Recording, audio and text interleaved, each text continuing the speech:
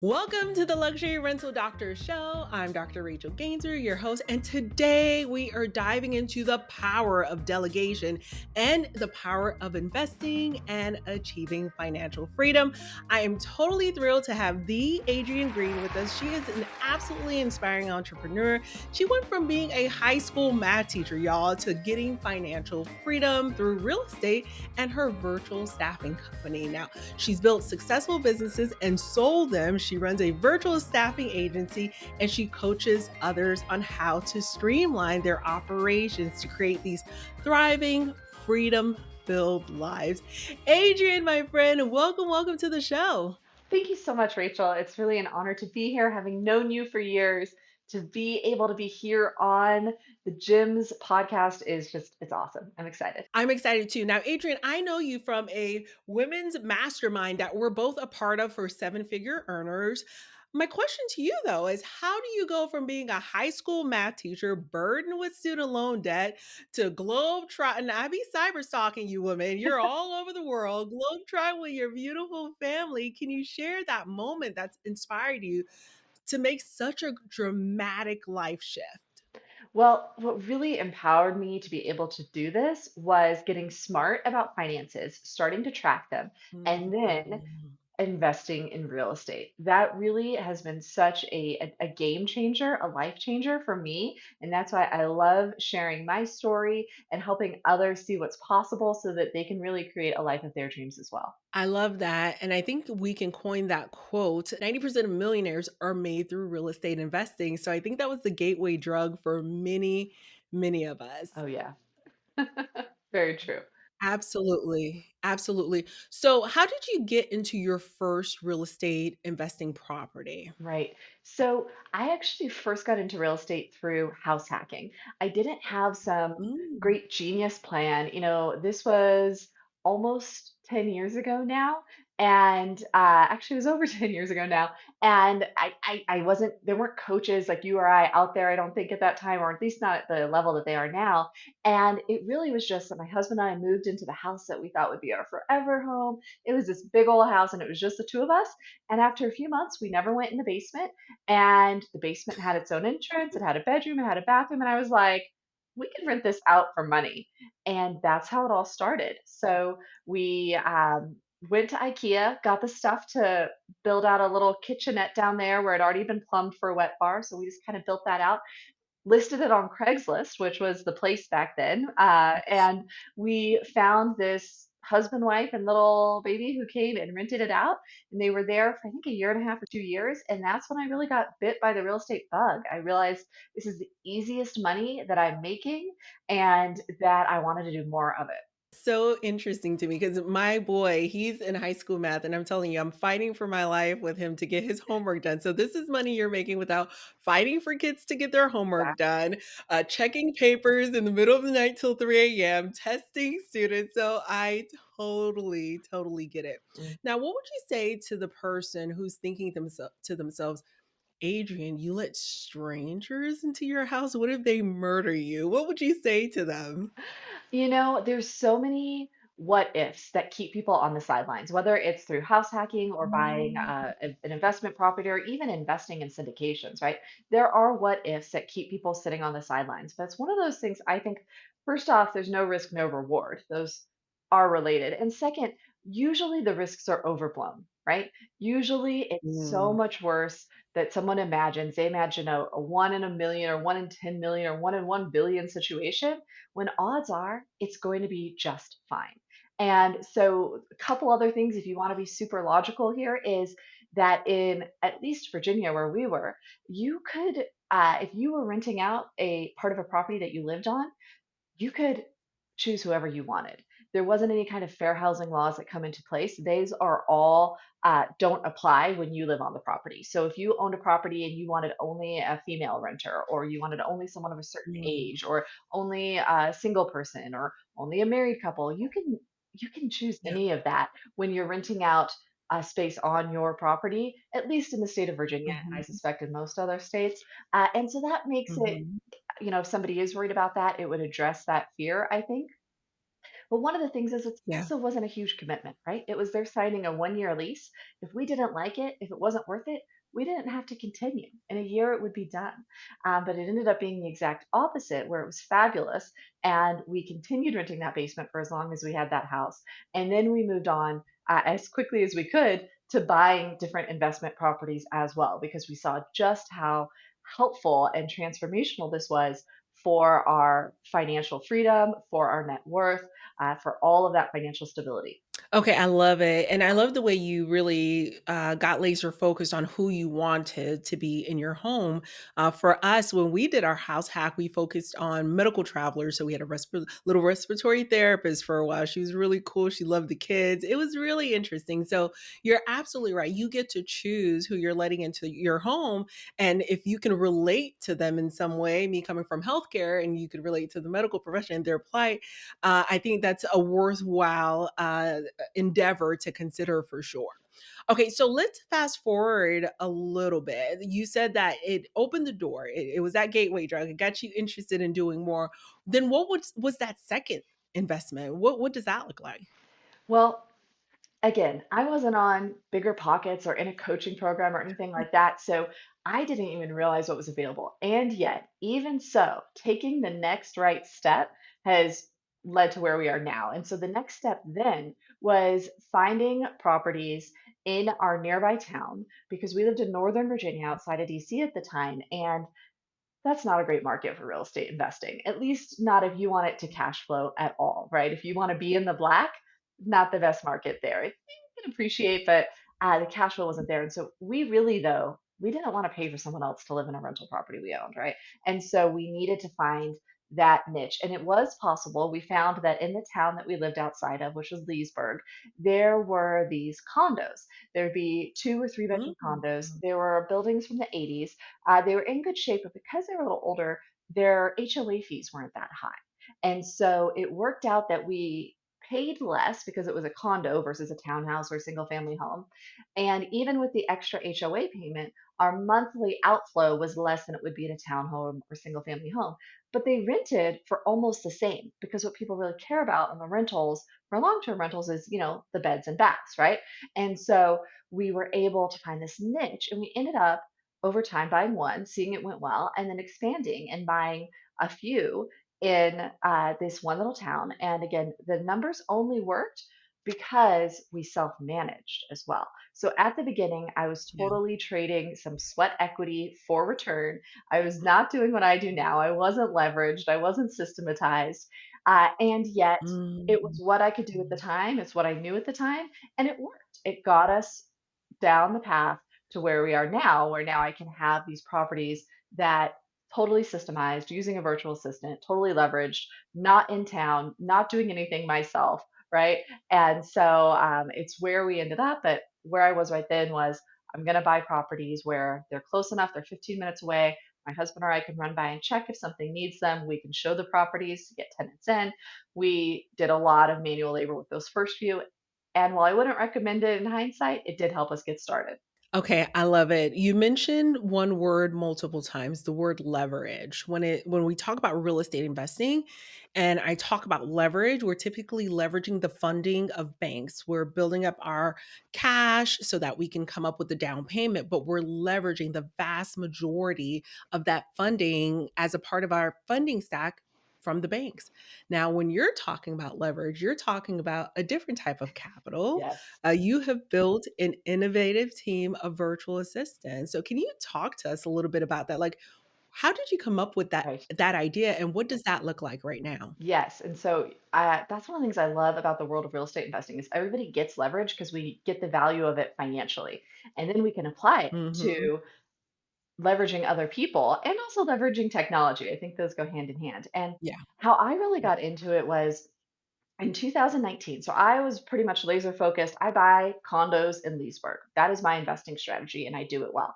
Well, I at this point I got my real estate license. I was an agent for myself and for others, and I put in an offer on another condo in Leesburg in the same complex where I already owned. I think three others at the time. Like I knew this complex and everything.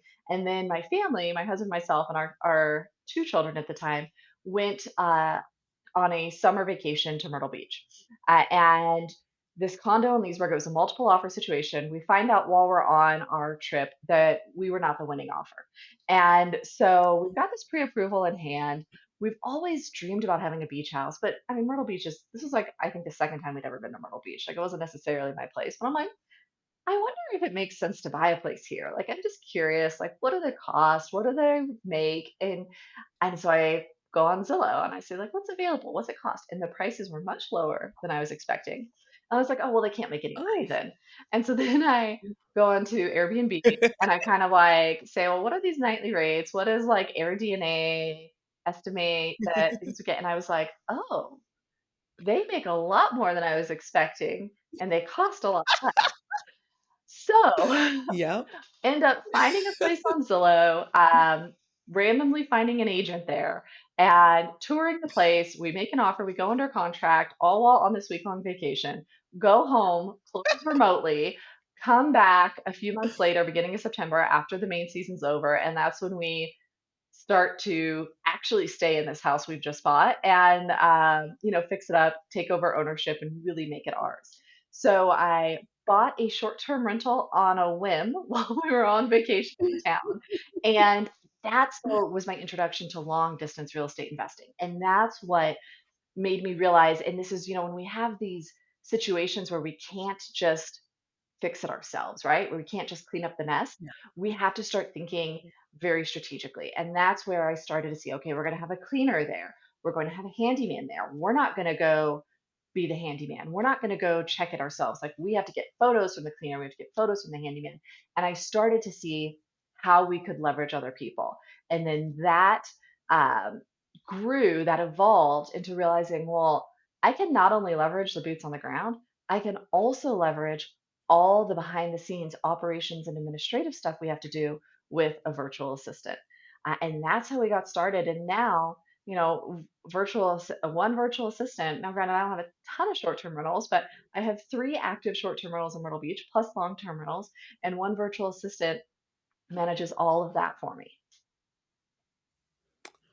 I love that. I can't help but to chuckle when you talked about what the numbers were looking like. I'm a spreadsheet girl. So you're here fighting for your life for this Northern Virginia condo. You go to Myrtle Beach on vacation on a whim. You close on a property while there.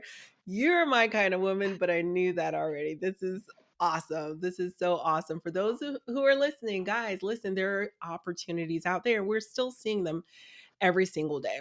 For sure. So, Adrian, many of our listeners are busy, right? Busy professionals who are wanting to invest. They're thinking about investing out of state. So they're feeling overwhelmed with that thought. What would you say is one baby step that they can take to really opening up their minds to look at how virtual assistants could lighten their load? Right.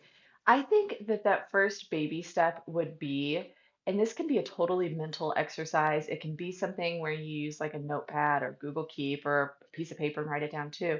Every time you do something that falls into one of two categories, either you don't enjoy it, right? It's on a computer, it's on the phone, and you're like, oh, this is tedious. That's the word I would use, right? It's tedious.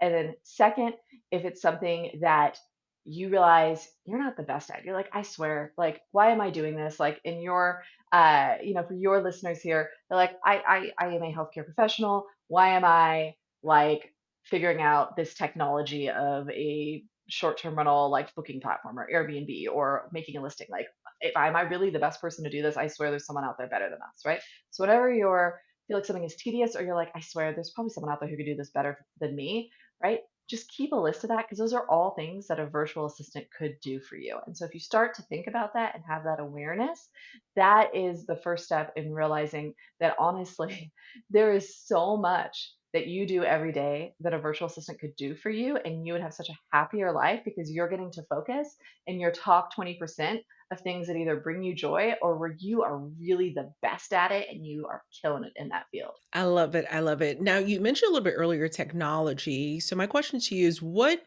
are some of the key systems that you think is important for running a real estate portfolio that our future investors should be thinking about? Right. I really, in my world, what I have found after trying different things is I come down to a backbone for all investment strategies of two things. The first is I love my Google Workspace, okay? And specifically Google Drive, where you can have all your documents, right? And you don't need to have them all, like I'm going to say you need your SOPs or whatever. Like, no, you don't need SOPs to start off. But you need a Google Drive place where you're going to put all of this stuff. We're going to keep these records digitally, right? And then second, especially as if you're thinking about a virtual assistant, and even if you're not, a project management system. So I am love Monday.com, right? I'm sure, Rachel, you already know that because I talk about it all the time, but Monday.com is my world. It Mhm. doesn't have to be yours, but a project management system, whatever fits your strategy and your style. And it's really these two things that are going to be the backbone of everything. So when you realize that there's a routine task that you do, because I'm one of those people like, I never want to have to learn a lesson twice, right? So when I learn the lesson once, I'm like, Mhm. how can I make a system, a procedure, something like that, so we never have to learn this lesson again? And that's what I use these two systems to do. That's the problem it solves. So, for example, we were having in a short term rental world, we were having issues where like guests complained that things break because in short term rentals and rentals in general, things break, especially in short term rentals. They get a little more wear and tear, right? There can be a lot of people in a house, things break. And so we were having, maybe less than 5-star reviews or guest complaints, or they would show up and something would be broken and then we'd have to get the handyman in urgently. And so this was like, what lesson do I need to learn here so that I have to stop dealing with guests complaining about stuff being broken in the house? And the lesson I learned was I preemptively have monthly handyman checks. So we just have the handyman go by every month. He changes the air filter, he checks things that are common issues. And then when we have little bits of feedback from guests, we just have him fix all of it at that one time. Examples of feedback we've had are like a toilet is loose, right? Or a spigot is running, right? It isn't closing all the way, or little things like that. We just have the handyman go once a month, do all the routine stuff we need, and then fix the little things that have come up. And that has greatly decreased the negative feedback that we get from guests about stuff being broken. It's greatly decreased the amount of like urgent handyman visits that we need to have. So it's saved us money and it's increased our reviews as well. So that's one example of how I use this technology in the business. And what I do with it is in my project management system, we have a routine task for coordinating this monthly handyman visit. So every month it pops up, and then the VA can click on that task. It links to the procedure in Google Drive that walks them through every step of what to do for this handyman visit. And then they can execute that well, right? With great like competency because they have a procedure. Even though they only do it once a month, it walks them through exactly what to do. So nothing is forgotten. And because it's a routine task on our project management system, it's never forgotten. It doesn't need to be a calendar event. It just pops up and they do it and they do it well. And everything is a system then. And it makes my life easier. It makes our houses better. It makes our guests happier. I love that. I love that. That is such a good pointer. And I think it's for those of you who are multitasking, that right there was a huge gem. And it allows us as hosts to be more proactive as opposed to reactive every time. And so taking those guests' feedback seriously because they're actually living there longer and more, I would say, familiar with the property than we are at this point. So, Right. yeah, creating that list of feedback and addressing those things. I wanted to circle back real quick because you mentioned an acronym a little bit earlier. And for those who aren't familiar, what is SOP? What is an Right. SOP? What does that mean? How does it relate to that part of the conversation that we just had? Sure. So SOP would be standard operating procedure, right? How do we do things normally? And I think if we want to run our portfolios like a business so that they are efficient, so that we get dependable results coming out of it, right? And so we need to have over time or develop SOPs for the things that need to happen in these real estate investing portfolios. So if you have rental properties like short term rentals or mid term rentals, there's certain things that are going to happen again and again at the house, right? Like that handyman check that I said, right? Or Yeah. maybe you might have an SOP for your cleaner, right? Or you might have SOPs for any of the systems like getting the HVAC checked twice a year. We do that in our properties. So again, that's a task on our project management system that links to a procedure or an SOP about how to do it. And you don't need to like, I can just see, because I would feel this way. I'd be like, I what? Am I supposed to make all this, right? Like for the listeners here, like, do I need to have all that to start? No, you don't. The key is just seeing like at step one, what does step 10 look like? And then you're just going to get there step by step. And what I love about virtual assistants is they do all of this for you. So it can just be a system as simple as like, hey, we need to have a handyman come every month to check on the properties. What I'd like you to, I know off the top of my head that they're going to need to do X, Y, and Z, right? What I'd love you to do is take that. Think of everything else that guests complain about a lot. Write out a checklist that the handyman can do every month and put that in our drive and write out everything you do so that if you win the lottery tomorrow and you decide to leave and I have to hire another virtual assistant, they can come in and they can do it as well as you did. So write down who you call, what you say to them, how you give them the checklist. Just put all the details in there so that it's a system that we have that we can continue to have. And then as we learn even more things, we can continue to make it even better. And so it's really just seeing what the business needs and then having the virtual assistant take what you know, add in what they know, and write it up as a procedure or an SOP that can be executed again and again and again so that you don't need to reinvent the wheel.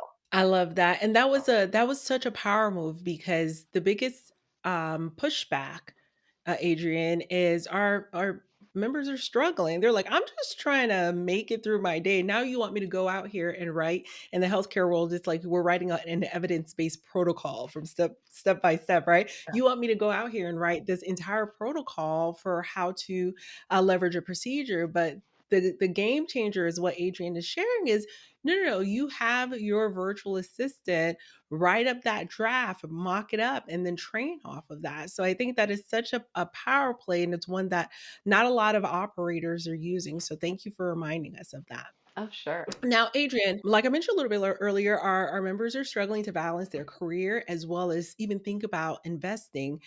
How can someone in that position create a clear vision for themselves?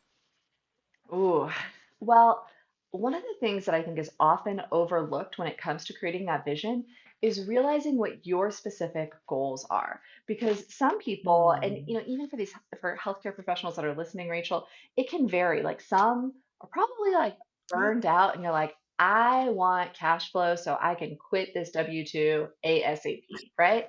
Versus others are like, hey, I'm cool with my W-2. I just want to Mhm. build net worth. I want to build generational wealth. Yeah. I want to build a legacy that I can hand down to my family. And so those are the two like general categories I think people often need to think about. But you can get really granular and specific for you. Like Rachel, you mentioned for me, I am traveling full time with my family right now. That I was able to do because I focused on the cash flow aspect of my business and I made some choices like getting into some Mm. short term rentals that were more cash flow than net worth focused. So I could get that cash flow Yeah. and have location independence, right? So Yeah. everybody's goals are going to be a little different. And then that's important because that needs to inform your vision, which is going to inform your strategy. So I think that first part, or what I would recommend with the vision part, is really make sure that it's tailored to you and specifically what you really want for your life. I love that. I love that. Now, what would you tell someone who is unsure if real estate is the path for them just to start out? Do you have any opinions one way or another? Because I know you built a real estate brokerage. You've built a virtual assistant business, so you've got businesses and you have real estate. Let's talk about that a little bit. Could you peel back the layer for us and spill the tea? So, for my own personal journey, I kind of, as we shared, I kind of fell into real estate investing just by like renting out my basement for extra money, right? And yet, Mhm. I'm so glad that I did that because I think that real estate investing is one of the most transformational things we can do to level up our lives, to level up our economic situations. So, while, there are other things, there are buying businesses, there are investing in the stock market or bonds or, other things like that. I think especially if you've got your day job and you're not looking to get another day job, real estate investing, there's no comparison to anything else. And to give people, for our analytical people there who love the numbers, when I look back at my portfolio, we did an analysis maybe about a year ago, and my overall net worth growth from mostly long-term rentals was 28% average annual return when I consider the cash flow I would get, the debt pay down, and the appreciation. It's not considering the tax benefits that are also substantial. But when I look at just these other things, not including tax benefits, I was getting a 28% annual return. I don't think many other places can compete with that. So that would be my first thing is that I think that investing in real estate is second to none when it comes to leveling up your financial situation. I love that. I couldn't agree with you more, woman. All right, so let's talk a little bit about setbacks. I know that my community oftentimes they think about risk and fear. Can you share a time when something felt like it was a complete failure on your journey, whether it's your business journey or your real estate journey, but it ultimately led to a breakthrough or even a better opportunity? Hmm. Well, setbacks are totally normal, and I'm glad that you discuss them here in the podcast because I feel like so often we only talk about the highs, we only talk about the wins, and that gets a very Mm. skewed view. And so I can say, like, one of the first setbacks I can think about in our real estate journey was the second, like, standalone investment property that I bought. The very first tenant we got into it was a scammer. They were a total scammer who would just hop from property to property, not pay rent, and then have to get evicted. And we had checks in place. We were obviously way too flexible with them, and I am a lot more stringent with our checks now.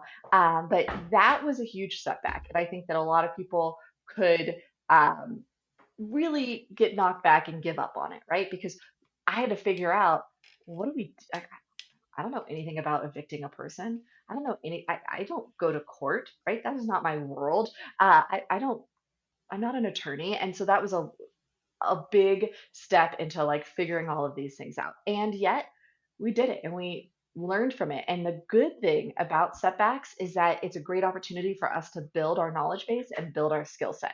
It never feels good at the time, but in hindsight, it does make us stronger, better people. Like from that experience, what came is one, my tenant vetting process totally revamped, right? We have much better systems in place. We check things a lot more, much higher level. And that was one thing. And then second, we've only had to evict a person a second time. So in all of our long-term rentals and all of our issues, it's only happened twice. But the second time it happened, I was able to hit the ground running and just know what was going on. And it wasn't nearly as much of a full like, oh no, what do we do? So having to evict a tenant, I think was a big setback. It was the first big one that I had with investing, but it really made me get better systems and avoid that issue to a huge extent. And then it made me better able to handle it when it did happen again. I love that, and thank you so much for your transparency with that, Adrienne. I think it's gonna help someone in our community for sure. All right, woman, now it's time for the rapid fire segment. Can you share a moment where you felt completely burnt out and how you overcame it? Well, I think that having short-term rentals when you are in the busy season, which for my three properties in Myrtle Beach is the summer, right? This summer, I had a VA who quit. And so I was having to replace them in the summer season. And it was just a lot. And sometimes, you know how it goes with short-term rentals. I feel like it's like issue after issue after issue, right? And so it was like one of our houses, an example, had a roach issue in the kitchen, right? And pu- bug issues can really pop up in short-term rentals, even if you get routine treatment, because first you've got a lot of people going in and out of that house and bringing a lot of stuff in, and bugs can come with any of that. And then if your short-term rentals in an area with hot weather, right? Bugs love that. There's going to be a ton of bugs in general in a place like Myrtle Beach in summer anyway. And so it was just like I felt pretty burned out when I was like, I'm having to deal with this. This last VA didn't work out, which, you know, with any people that happens. And then we had to deal with several issues, including this big roach issue. And I just felt burned out. And so Oh, for me, my solution is, you know, I don't get too down on things if I can learn a lesson from it and apply it to the future, right? If I'm like, okay, what's the lesson learned in this that we can apply going forward? And so, um, well, I definitely learned a lot more about roaches, whether I wanted to learn it or not. But I learned first off that we do have great SOPs in place because I was able to get a new virtual assistant on and train them up. I was able to realize what I really cared about in a virtual assistant in this role, right? The reason that that other one didn't work out is because I was hiring for the wrong traits. And so it bettered me Mm. as a hiring aspect of my job to realize what is that key thing I needed in a virtual assistant to manage short-term rentals. And in case you're wondering what that was, I needed somebody who could handle unscripted situations. And my first hire who didn't work out, Oh. my first hire that summer who didn't work out, they could not handle unscripted situations. And so I needed somebody who could be Mm. cool, calm under pressure of things like there's roaches in the kitchen or the water isn't working in the house or any of these things that could pop up, right? So the other lesson learned from this burnt out situation was I changed what I needed in this position. And then I, of course, leaned back to like, how could we make a system or a process to make this better? And I kind of just improved our system for what we did when we had a guest complaint about pests. We were a lot more proactive about it, and we really leveled up how we responded. So we were able to respond faster and better for these pest issues. Love that. Love that. What's a book or resource or tool that you're loving right now that's changing how you're working, how you're playing? Could you share? So a book that I am liking right now is actually a little it's a bit of a throwback, I think. It's Stephen Covey's The Seven Habits of Highly Effective People. I feel like Mm. it's from like the late 80s, early 90s, but I picked it up Yeah. a while back and I just got to reading it and it relates a lot to I think a lot of the books that we're reading now that are those same kind of personal development, personal organization systems. But it's kind of like I think one of the OGs for it. So that's what I throw out as a good read if you're looking for a book on personal development. I love it. I love it. What's the craziest real estate story that you have heard or experienced? Oh, well, one crazy thing that we had happen at a short-term rental was when it was booked on a platform, and it turned out that it was a bunch of homeless drug addicts who booked that house, who were just there to crash there for a night or two and steal what they could from it. So our cleaners showed up at the 10 a.m. cleaning time. These people are still in the house and it, it was one of the few times. The great thing about a short-term rental is you can typically call the police, and they will go escort out any guests who have overstayed their reservation. Let's just say. So it was a adventure of calling the police, getting them to go there. We have amazing cleaners in Myrtle Beach who were able to meet the police there, get these homeless drug addicts out, and kind of do an inventory. They had opened up like the linen closet and taken out like sheets and like all the sheets and towels and things like that. They'd gone into the cleaning closet, but it's a lesson learned in we didn't have like super high end supplies or like a huge stockpile there. We kind of buy things as we need them for that house. So it really wasn't that devastating. But it was crazy to experience and to have that happen, especially when they booked on a platform with like a legitimate account and everything. But it ended up being, wasn't that damaging. They really didn't take that much.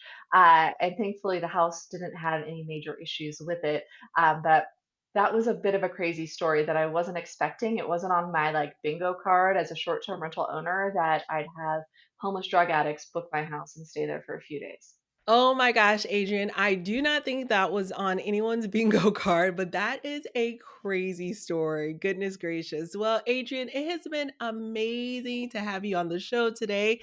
Your insights about your real estate investing journey, leveraging virtual assistants, building systems, SOPs, and creating that vision driven life is truly inspiring. And you're not just doing the talk, right? You're walking the walk. I don't know if that's how it's said. English is like my third language. You're not talking the talk, you're walking the walk. Hopefully that's right, guys. Let me know in the comments if it's not right. Either way, Adrian, how can the people connect with you? Thank you. So, the best way for people to, I guess, learn more about me and what I can offer, everything is on my website, adriennegreen.com. And I even have a tool there for people. It's called the Freedom Blueprint. And it walks you through, I think, the 10 essential pieces to organizing your investing portfolio so you really get the time and financial freedom that you want. It has everything there that I've learned and realized that these are the foundational things that have allowed me to live the life that I do now. I love it. I love it. So, to all of our listeners, do not forget to check out Adrienne's information. We're going to add everything down in the show notes for this episode. And remember, my dear friends, the key to financial freedom is about more than just your financial growth, it's about building a life that aligns with your dreams. I'm Dr. Rachel Gainsbrugh, and you've been listening to the Luxury Rental Doctor Show. Until next time, stay inspired and keep investing in your future. Love you all to the moon. Bye bye for now.